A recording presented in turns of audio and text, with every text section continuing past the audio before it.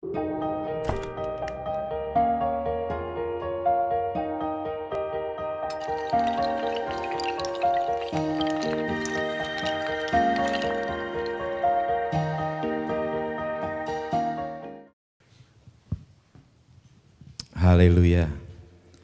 Puji Tuhan, selamat sudah siang ya. Selamat siang Bapak Ibu Saudaraku yang dikasihi oleh Tuhan. Selamat siang. Puji Tuhan. Saya kira nggak ada orang saudaraku, rupanya banyak saudaraku. Puji Tuhan, senang sekali saya boleh berada di tengah-tengah jemaat Tuhan di tempat ini. Ya, terima kasih buat kepercayaan yang diberikan Bapak Gembala. Boleh bertemu dengan Bapak Ibu Saudara. Mungkin ini pertemuan yang pertama kali saudaraku ya. Karena saya belum pernah lihat saudara ya. Kalau saya perhatikan satu pun belum pernah saya lihat. Mungkin saudara juga sama saudaraku ya. Belum pernah lihat saya ya. Tapi puji Tuhan di dalam kasih Tuhan kita dipertemukan. Amin saudaraku. Amin. Wah lemes banget saudaraku ya. Tanggal berapa sih ini saudaraku? Tanggal 17, masih ada lah tanggal 17 saudaraku ya. Iya, puji Tuhan ya, kalau di tempat saya minggu pertama baru saya bilang selamat pagi. Wah, ya, puji Tuhan, haleluya. Minggu kedua selamat pagi. Mulai kurang, minggu ketiga selamat pagi, mulai tenang ya saudaraku ya. Mungkin minggu ketiga pergumulan semakin berat saudaraku ya. Seperti tadi ketika aku bila hati terasa berat ya. Puji Tuhan tapi saya percaya pagi hari ini saudara yang punya hati tidak ada yang berat saudaraku. Amin. Masih berat saudaraku ya. Amin. Kalau saudara berat saya juga jadi berat saudaraku ya. Puji Tuhan ya. Terima kasih ya buat Tuhan yang sudah mempertemukan kita. Ya sedikit perkenalan saja saudaraku ya. Saya Pendeta Edi Andreas, pelayanan saya di daerah Cijantung, Jakarta Timur. Punya seorang istri dan 3 orang anak ya. Puji Tuhan ya. Tuhan menolong saya sampai saat ini ya. Puji Tuhan, kita masuk kepada firman Tuhan. Kita buka bersama-sama dalam Amsal pasal 28 ayat yang ke-14. Iya. Amsal 28 ayat yang ke-14. Tadi pagi saya salah sebut ayatnya saudaraku ya, karena belum makan. Tetapi siang ini saya enggak salah karena saya tadi sudah makan saudaraku ya. Saya disediakan bakmi yang enak saudaraku ya. Jadi lebih segar lagi siang hari ini. Puji Tuhan. Amsal 28 ayat yang ke-14. Mari kita beri bersama-sama, kita baca ayat ini dengan penuh sukacita. Haleluya. Oke, mari. 2, 3. Berbahagialah orang yang senantiasa takut akan Tuhan. Tetapi orang yang mengeraskan hatinya akan jatuh ke dalam malapetaka. Puji Tuhan, silakan duduk. Bapak Ibu Saudaraku yang dikasihi oleh Tuhan, kita memperhatikan ayat ini ada 2 bagian saudaraku. Karena di tengah-tengahnya ada tanda koma.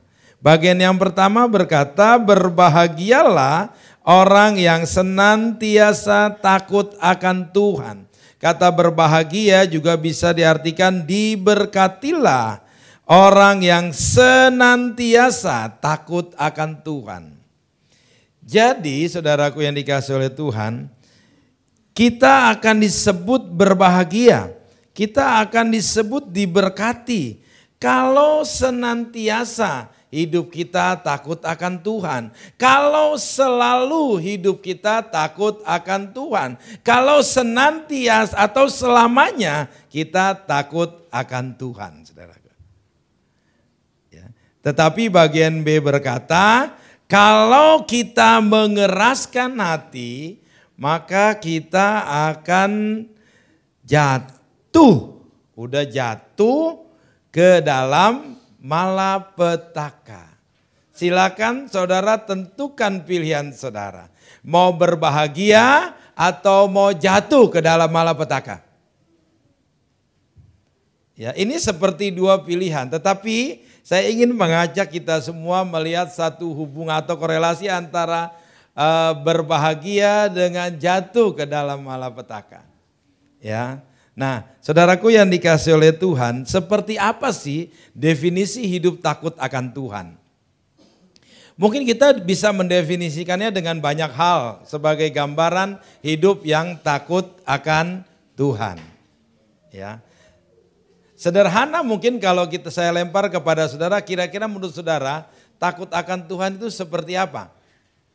Mungkin ada yang bisa menjawab takut akan Tuhan setia beribadah, betul?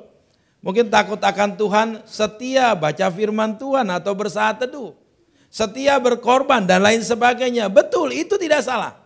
Tetapi saya ingin ajak saudara pengertian tentang takut akan Tuhan ya secara sederhana sekali, saudara. Ya, mari kita buka Amsal pasal yang ke-16. Mundur sedikit, saudaraku ya. Amsal 16 ayat yang ke-6. Ya.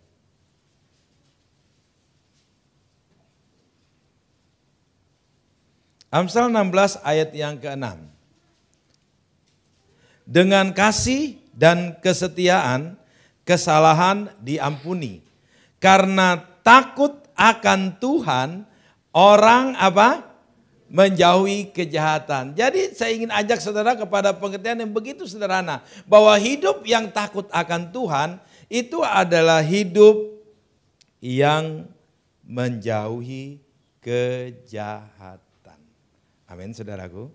Kalau tadi dikatakan berbahagialah orang yang senantiasa. Berarti berbahagialah orang yang senantiasa menjauhi kejahatan. Amin saudaraku. Amin. Iya. Kalau kita mau berbahagia, kalau kita mau diberkati, mari kita jauhi segala kejahatan. Lalu menjadi pertanyaan selanjutnya yang muncul adalah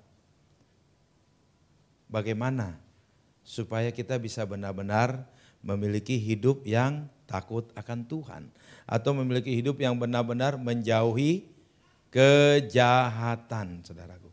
Wah, sekarang kalau berbicara kejahatan itu mudah sekali masuk dalam hidup kita.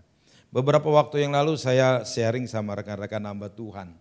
Saya katakan, teman saya katakan, waduh sekarang gawat katanya. Ya, dia cerita, dia pernah anaknya nangis, saudaraku, karena melihat handphone bapaknya. Kenapa nangis? Karena begitu anaknya lihat handphone bapaknya, itu seperti muncul iklan pornografi, saudaraku. Ya, sampai nangis anaknya, kok papa begitu? Papanya juga kaget, saudaraku. Kok dia juga bingung, papa enggak ini kok enggak pernah buka ini, saudaraku ya. Ya.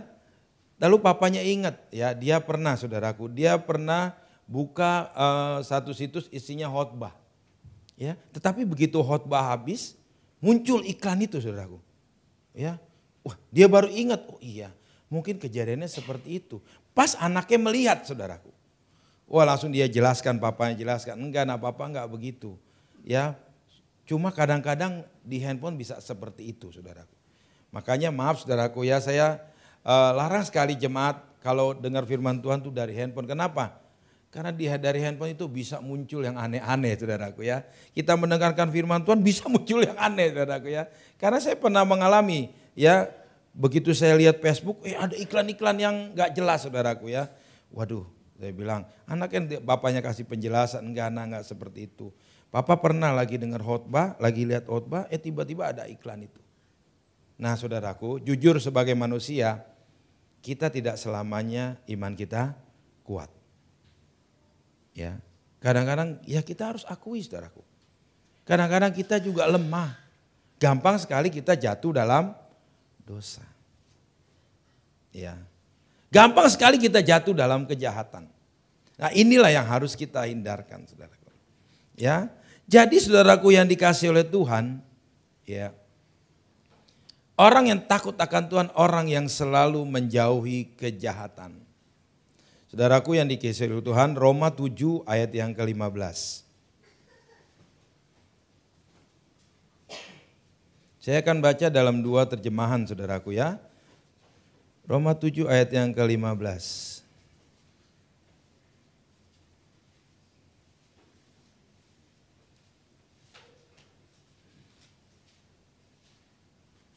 Oke ya. Sebab apa yang aku perbuat aku tidak tahu. Karena bukan apa yang aku kehendaki yang aku perbuat. Tetapi apa yang aku benci itulah yang aku perbuat. Paulus mengakui, saudara. Kita tahu Paulus seorang rasul yang sangat luar biasa dipakai Tuhan. Tetapi Paulus mengakui dalam hidupnya yang masih dalam daging. Dia katakan seringkali pada akhirnya apa yang dia perbuat itu tidak sesuai dengan apa yang sebenarnya dia ingin lakukan. Dia ingin melakukan yang baik, tetapi apa yang dia kerjakan ternyata yang jahat. Kenapa hal itu kadang-kadang masih bisa terjadi? Ya itulah saudaraku, kita masih hidup di dalam daging. Kadang-kadang pengaruh daging itu begitu luar biasa saudaraku. Bahkan dikatakan dalam ini, ya apa yang ku benci. Paulus membenci sekali kejahatan. Ya, benci saudaraku, tetapi kadang-kadang apa yang dia lakukan, ya masih ada nilai-nilai kejahatannya saudaraku. Ini yang Paulus bingung saudaraku. Dan ini menggambarkan saudaraku bahwa dalam kehidupan kita, kadang-kadang pengaruh daging ini, pengaruh dunia ini masih begitu kuat. Makanya saya katakan ini, kadang-kadang kita kuat, kadang-kadang kita juga lemah. Kita bisa jatuh dalam dosa. Ya, kita bisa lihat saudaraku, ada orang kadang-kadang kelihatan begitu kuat, tetapi di sisi yang lain dia begitu lemah. Saudaraku. Ya, Paulus bisa alami seperti itu, apalagi saya dan saudara. Ya, bagaimana pada akhirnya kita bisa memiliki hidup yang takut akan Tuhan? Nah, dari penjelasan ini kita bisa menangkap saudaraku, bahwa kalau kita mau memiliki hidup yang takut akan Tuhan, atau kalau kita bisa senantiasa menjauhi kejahatan, itu butuh yang namanya sebuah proses dalam hidup kita. Kita harus lalui proses itu saudaraku, sampai akhirnya benar-benar kita bisa menjauhi kejahatan saudaraku. Ya, kita benar-benar jauhi kejahatan itu. Ya. Nah saudaraku yang dikasih oleh Tuhan, kita tahu ya, kita punya Allah yang begitu luar biasa. Amin saudaraku, kita punya Allah yang begitu mengasihi kita. Siapapun kita, Allah sangat mengasihi kita. Amin saudaraku. Oleh karena itu Allah juga tahu keadaan kita, kemampuan, kekuatan kita sampai di mana. Allah tahu. Dan seperti yang Allah juga inginkan dalam hidup kita, bahwa Allah ingin supaya kehidupan saya dan saudara sebagai anak-anaknya menjadi atau memiliki kehidupan yang takut akan Tuhan. Tetapi karena Allah tahu kemampuan kita, kekuatan kita, dan karena Allah juga begitu mengasihi kita, pada akhirnya Allah tidak biarkan kita sendiri melalui proses untuk kita bisa memiliki takut akan Tuhan. Artinya Allah akan selalu ada menyertai saya dan saudara. Ya, saudara sering bernyanyi apa? Engkau ada bersamaku, ya. Dia ada bersama kita dalam sebuah musim yang ada dalam hidup kita. Bahkan dalam pujian berkata, dia tidak akan pernah membiarkan kita bergumul sendiri. Dia akan selalu ada menyertai kita. Oleh karena itu saudaraku yang dikasihi oleh Tuhan, ketika kita rindu memiliki hidup yang takut akan Tuhan, kita tahu bahwa itu tidak mudah, kita harus lalui sebuah proses. Tetapi saudara, jangan takut, ketika kita masuk dalam proses itu, ada Tuhan yang akan selalu menyertai kita.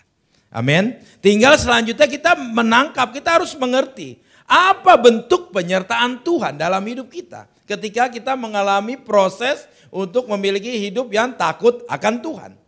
Untuk memiliki hidup yang menjauhi kejahatan. Karena tidak mudah loh ya untuk kita menjauhi kejahatan dalam hidup kita.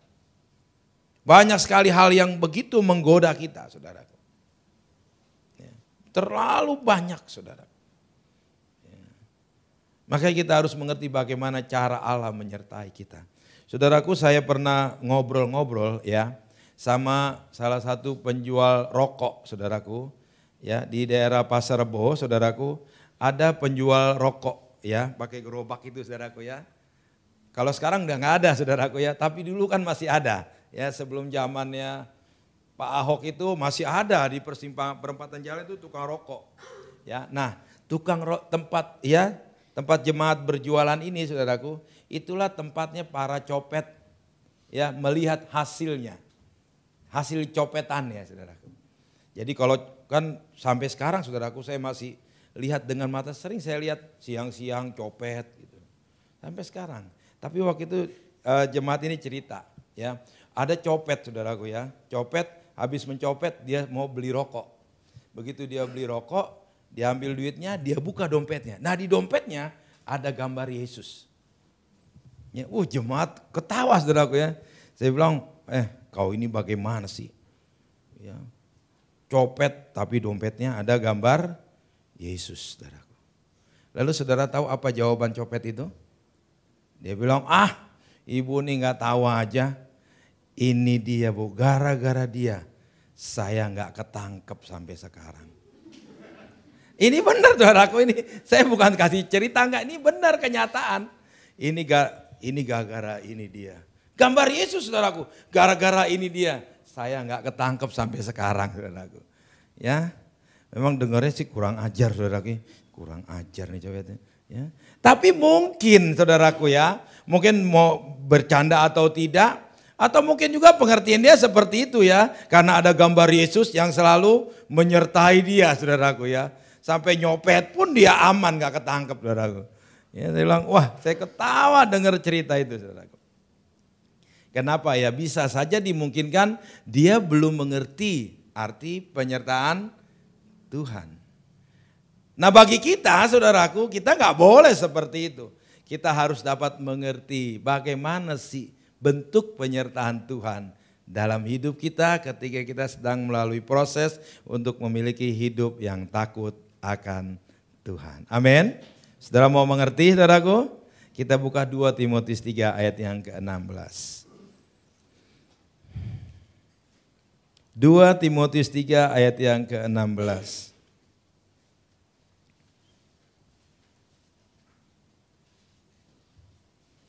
Oke. Segala tulisan yang diilhamkan Allah memang bermanfaat untuk mengajar, untuk menyatakan kesalahan, untuk memperbaiki kelakuan, dan untuk mendidik orang dalam kebenaran. Saudaraku, cara ya penyertaan Allah, ya bentuk penyertaan Allah dalam hidup kita itu adalah ayat ini, saudaraku. Allah menyertai kita ya dengan firman-Nya. Ya. Makanya ayat lain berkata, Ibrani 10 ayat 25, janganlah menjauhkan diri dari pertemuan-pertemuan ibadah kita. Karena dalam ibadah kita tahu kita selalu dengar firman. Nah, firman itulah yang Allah gunakan ya untuk menyertai saya dan saudara. Karena di dalam firman itu ya kita akan yang pertama apa? Tulisan diilhamkan Allah memang bermanfaat untuk apa? Mengajar. Dengan firman itu Allah akan mengajar kita saudara. Mengajar bagaimana caranya kita bisa memiliki hidup yang takut akan Tuhan. Betul gak kira-kira begitu saudaraku? Apa sih yang firman Tuhan ajarkan buat kita? Selain mengarahkan kita untuk bisa memiliki hidup yang takut akan Tuhan. Firman Allah akan mengajar kita. Dan selanjutnya dikatakan firman Allah bukan hanya mengajar tapi menyatakan kesalahan. Atau dalam terjemahan yang lain firman Allah itu menegur. Ya. Dia mengajar kita tetapi ketika dia mendapati kita salah dia akan tegur kita. Lewat apa cara Allah menegur kita? Lewat firman Tuhan. Saudara pernah ditegur oleh firman Tuhan? Pernahlah pasti saudaraku ya. Kita enggak selamanya hidup benar. Ya, tadi di ibadah pagi kira-kira kalau dosa lebih banyak mana yang kita buat? Disengaja atau tidak disengaja? Jawabannya banyakan apa? Oh sama rupanya saudaraku ya. Banyak yang sengaja berbuat dosa, saudaraku. Bagaimana kita bisa menjauhi kejahatan, saudaraku? Bagaimana kita bisa dibilang takut akan Tuhan? Hidup takut akan Tuhan bukan cuma datang beribadah, rajin beribadah, enggak, saudaraku. Banyak hal yang harus kita perhatikan. Jadi firman Allah itu mengajar kita dan firman Allah juga menegur hidup kita.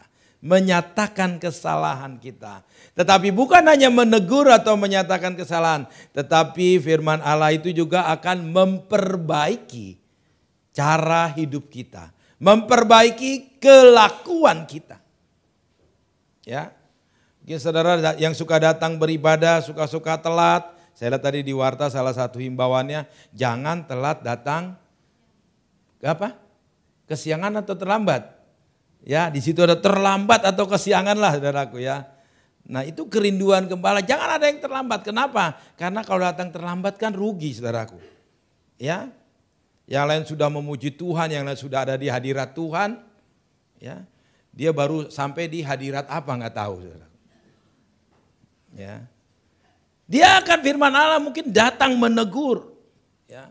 Bahwa kita harus menghargai waktu Tuhan yang Tuhan beri. Jadi jangan terlambat. Nah itu kan memperbaiki kelakuan kita yang salah. Supaya next kelakuan kita tidak lagi seperti itu. Dan pada akhirnya firman Allah itu mendidik kita dalam kebenaran. Kita akan terus dididik oleh Allah. Di mana-mana saudaraku kalau kita dididik, didikan itu selalu mendatangkan kebaikan saudaraku. Tidak ada didikan yang mendatangkan keburukan. Semua didikan akan mendatangkan kebaikan saudaraku. Ya. Makanya firman Allah ya, sebagai bukti penyertaan Allah buat saya dan saudara. Di mana firman Allah itu mendidik kita supaya kita hidup dalam kebenaran Allah. Titus pasal yang kedua, saudaraku, ayat yang ke-11.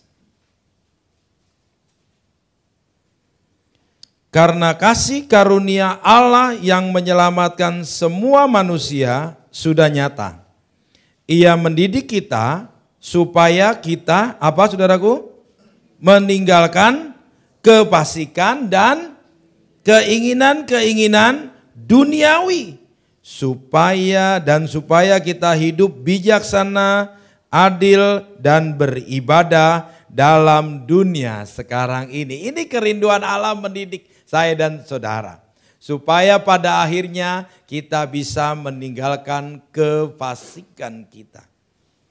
Kita bisa meninggalkan keinginan-keinginan duniawi kita.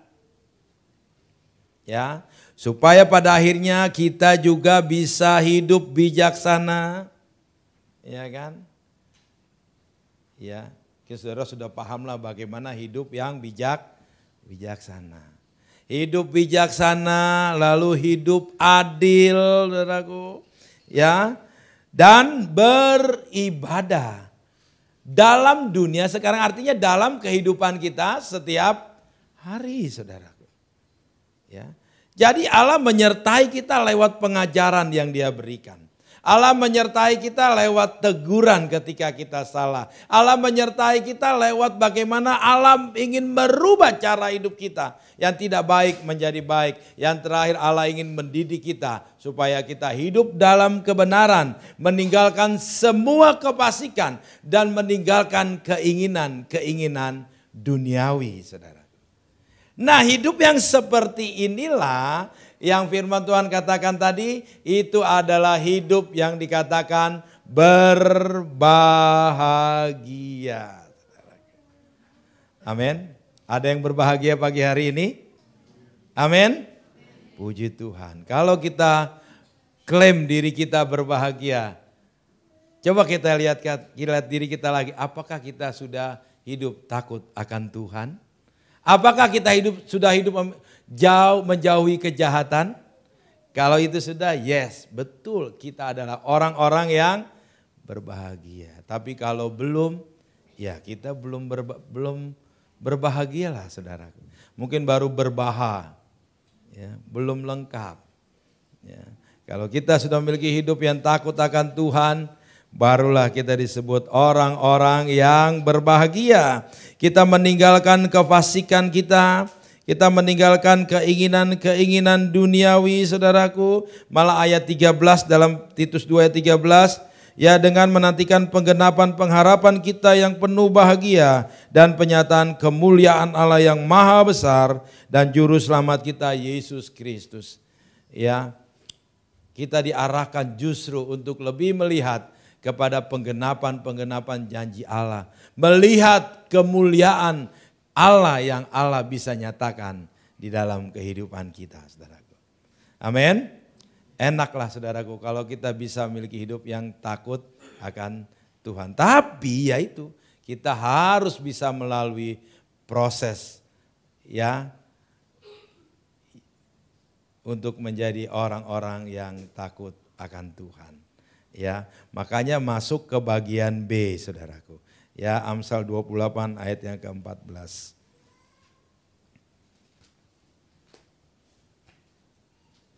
Iya. Tetapi orang yang mengeraskan hatinya akan jatuh ke dalam malapetaka. Kalau kita mau diajar, kalau kita mau ditegur, kalau kita mau memperbaiki kelakuan kita, kalau kita mau dididik hidup dalam kebenaran, maka barulah kita bisa memiliki takut akan Tuhan. Tapi kalau kita mengeraskan hati, maka kita tidak akan memiliki hidup yang berbahagia, tetapi justru kita akan jatuh ke dalam malapetaka, saudara. Mau pilih yang mana kira-kira, saudaraku? Ya, saudaraku, coba kita lihat dulu Yeremia 18.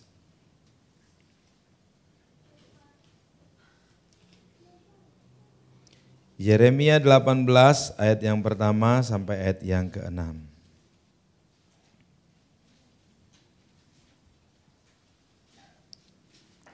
Firman yang datang dari Tuhan kepada Yeremia bunyinya, pergilah dengan segera ke rumah tukang periuk.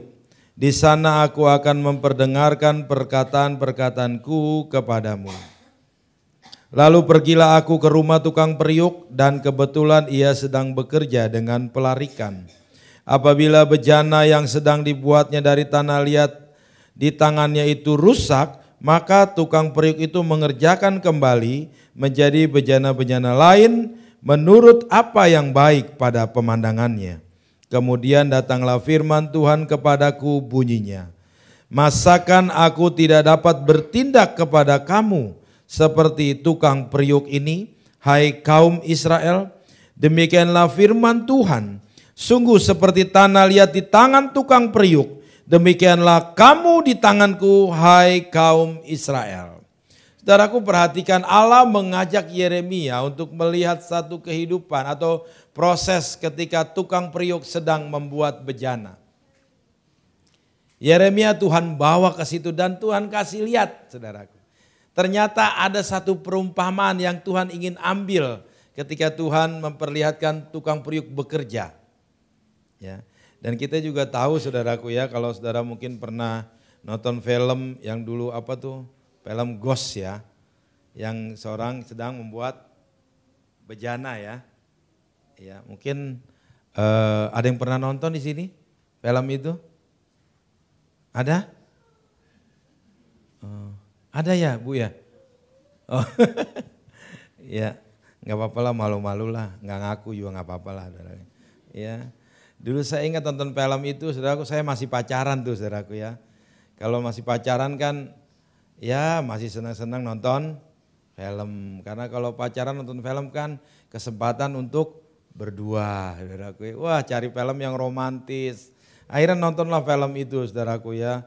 Ada lagu seorang yang sedang membuat bejana, ya kan. Dia buat bejananya begitu muter, saudaraku, mungkin dia salah tangannya, salah posisi, akhirnya bejana itu meletot, saudaraku, ya. Akhirnya nggak jadi. Tetapi begitu nggak jadi, dia langsung ulang lagi, saudaraku. ya sampai akhirnya bisa jadi bejana yang begitu baik, yang mungkin sesuai dengan keinginan hatinya. Ya, Allah membawa Yeremia melihat peristiwa seperti ini, saudaraku. Dia lihat ada tukang periuk yang sedang membuat bejana. Ya, dan di sini dikatakan dalam firman Tuhan, kalau tukang periuk itu membuat bejana lalu bejana itu rusak, maka bejana itu langsung dibuat lagi, dibentuk lagi untuk menjadi sebuah bejana yang baru, saudaraku. Yang tentunya bejana yang baru ini juga masih menjadi bejana yang sesuai dengan keinginan hatinya, saudara. Sampai Tuhan berkata kepadanya, masakan aku tidak berlaku seperti ini kepada bangsa Israel. Ya. Jadi Allah ingin membentuk bangsa Israel seturut dengan kehendaknya. Tetapi kalau bangsa Israel itu mulai rusak, maka Allah akan bentuk lagi menjadi sesuatu yang baru. Tetapi kita juga tahu, bejana itu kalau mau dibentuk menjadi suatu bejana yang baru, ya bejana itu harus masih dalam kondisi yang apa? Tanahnya masih lembek, iya kan? Masih lembek sehingga masih bisa dibentuk. Ya, lain ceritanya kalau tanah itu sudah keras, tiba-tiba sudah jadi lalu keras, wah tidak sesuai, saudara. Kalau tidak sesuai apa yang terjadi? Kalau tanah itu keras, maka bejana itu akan tinggal dibuang saja. Karena tidak jadi sesuai dengan keinginan hatinya. Makanya kalau sudah keras, maka tidak akan bisa menjadi bejana yang dikehendaki. Tetapi selama masih lembek, meskipun seketika bejana itu rusak, tetap bejana itu masih bisa dibentuk untuk menjadi bentuk yang lain, saudara. Demikian juga dengan kehidupan kita. Kalau hati kita sudah keras, maka hati kita sudah tidak bisa dibentuk lagi. Dengan kata lain, kalau hati kita sudah keras, kita tidak akan jadi menurut kehendak yang membentuk kita. Tidak akan jadi menurut kehendak Allah, saudaraku.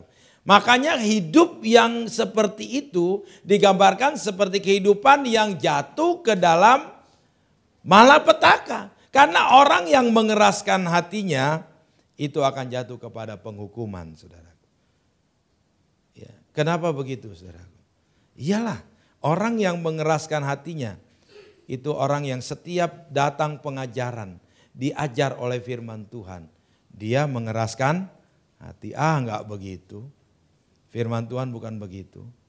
Iya kan? Saudaraku, kita semua ada di ruangan ini. Kita semua dengar firman Tuhan. Tetapi tidak ada jaminan kita semua mau terima firman Tuhan dengan sukacita. Ya. Bisa saja masih ada hati-hati yang keras. Ya. Ketika firman Tuhan diajarkan, tidak terima firman itu dengan sukacita. Mungkin bisa sengaja, bisa tidak. Artinya begini, kalau sengaja mungkin firman Tuhan mungkin gak sengaja ya firman Tuhan disampaikan, dia sambil dengar sambil ngantuk-ngantuk. Ada gak di sini yang ngantuk? Coba saudara lihat kanan kiri. Ada yang ngantuk? Enggak ya, aman ya saudaraku ya. Saya lihat memang mata saudara seperti ngantuk saudaraku ya. Karena segaris-segaris saudaraku ya. Saya bersyukur saudaraku ya. Saya juga ya mungkin orang nggak tahu ya kalau saya itu Chinese juga saudaraku ya. Tapi beruntung karena mata saya nggak segaris, jadi orang nggak ada yang tahu. Bahkan kadang-kadang dulu saya ingat masih sekolah, ya karena saya nggak kelihatan Chinese-nya, ya saya kan tinggal di Jakarta pinggiran, saudaraku ya. Wah seringkali kan dulu orang Cina dimusuhin, ya kan. Wah Cina lu makan babi lu, dia nggak tahu saya Cina, saudaraku ya. Kadang-kadang kalau saya dengar, kesel banget saudaraku, saudaraku. Tapi bagaimana saudaraku, banyakan dia, ya. Aduh, kan begitu ya. Jadi kayak ya dapat perlakuan yang ya kurang waktu itu saudaraku. Tetapi sekarang kan ya sudah mulai ya enak-enak dikit saudaraku. Jadi saya bersyukur dengan tampang saya seperti ini saudaraku ya. Enggak kelihatan saudaraku ya.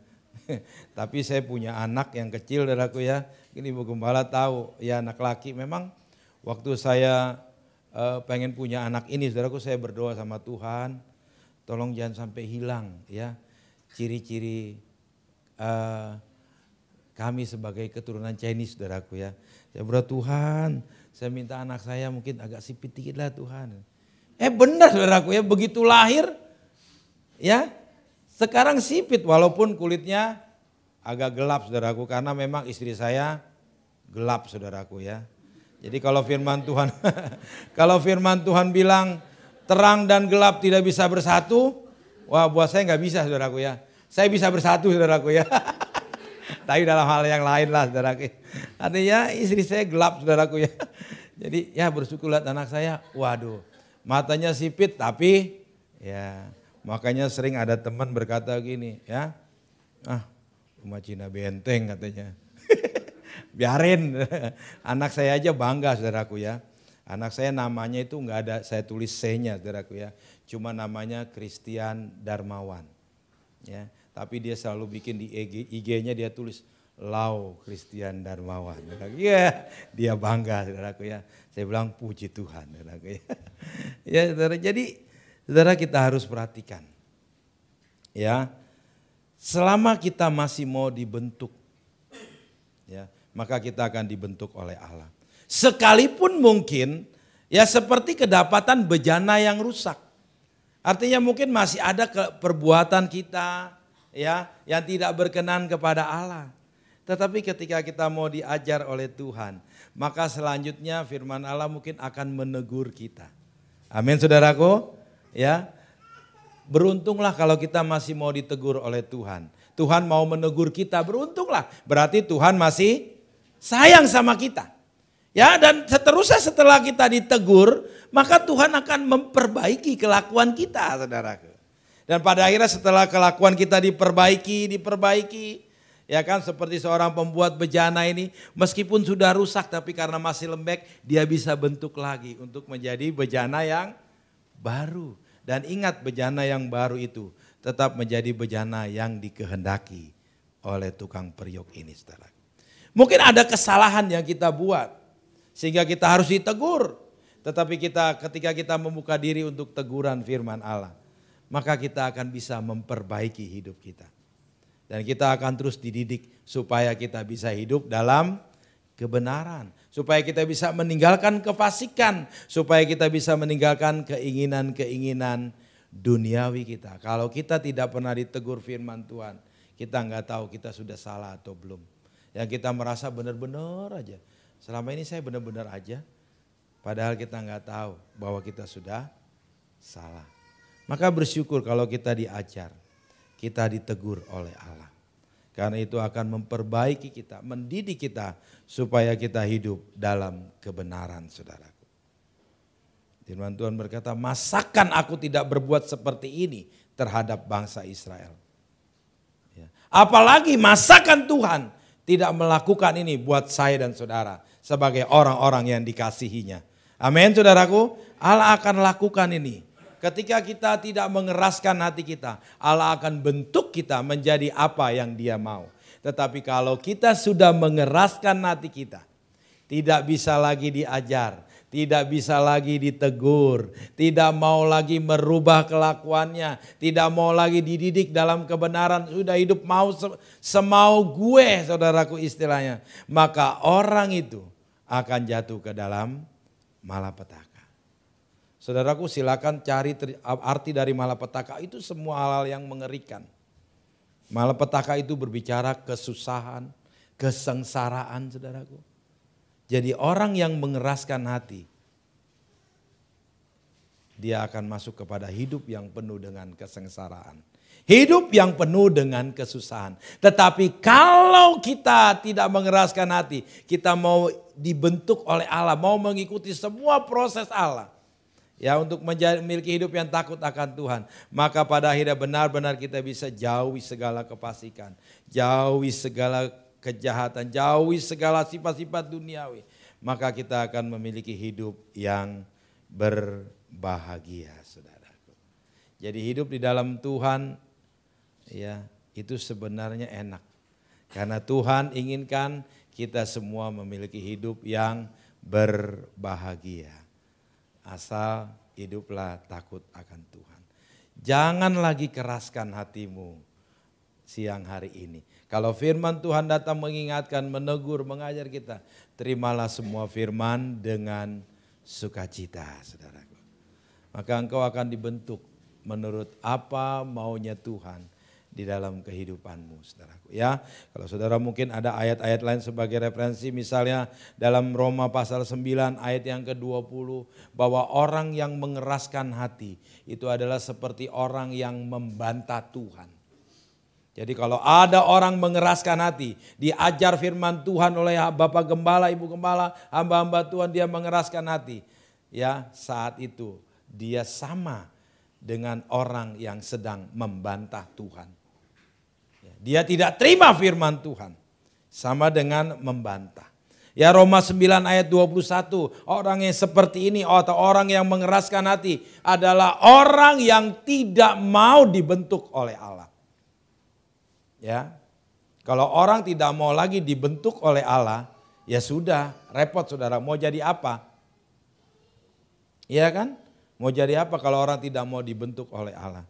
Karena kita tahu Allah itu berdaulat penuh atas hidup kita. Berkuasa penuh atas hidup kita. Apapun yang dia mau kerjakan buat kita, dia bisa kerjakan. Dia bisa lakukan itu. Karena memang dia berdaulat atas hidup kita. Karena dia jugalah yang punya hidup kita, saudaraku. Makanya kalau masih ada orang yang mengeraskan hati, itu sama dengan orang yang tidak mau dibentuk oleh Allah. Kalau kita tidak mau dibentuk oleh Allah, sekali lagi saya katakan, jadi apa kita? Mau jadi apa kita? Ya, apalagi kalau kita lihat kehidupan makin kesini tuh makin, ya tidak makin mudah, makin sukar. Semakin menunjukkan bahwa kita itu semakin tidak berdaya, tidak cukup punya kekuatan untuk menghadapi kekuatan-kekuatan dunia, keinginan-keinginan daging yang semakin hari semakin mengerongrong kita, saudara. Kita tidak cukup punya kekuatan untuk mengatasi itu semua. Tetapi biarlah siang hari ini, saudaraku, tetap kita rindu untuk menjadi orang-orang yang berbahagia. Ya. Caranya hiduplah dalam takut akan Tuhan. Tuhan akan terus menyertai kita lewat pengajarannya, lewat tegurannya, lewat perubahannya, lewat didikannya buat hidup saya dan saudara. Dan kita akan semakin hari boleh semakin berkenan di hadapan Tuhan. Amin, saudaraku. Berilah hatimu dibentuk oleh Allah siang hari ini. Ya, jangan engkau keraskan hatimu. Ya, karena engkau mungkin mendapat saya kan udah ngerti, saya pendidikan saya tinggi, saya ini saya udah ngerti semua. Lalu ketika firman Tuhan datang, dia tidak bisa terima firman dengan sukacita, tetapi diolah dulu dengan otaknya. Wah, yang benar sebenarnya bukan bentuk, saudaraku, bahwa dia mengeraskan hati. Ya, jangan itu ada dalam hidupmu. Tinggalkan itu semua siang hari ini. Amin. Ketika firman Tuhan datang, sadarilah firman Tuhan itu ya yang akan membentuk kita. Ya, sehingga kita boleh memiliki hidup yang takut akan Tuhan. Amin, saudaraku. Puji Tuhan, Tuhan berkati kita semua siang hari. Mari kita beri bersama-sama. Haleluya.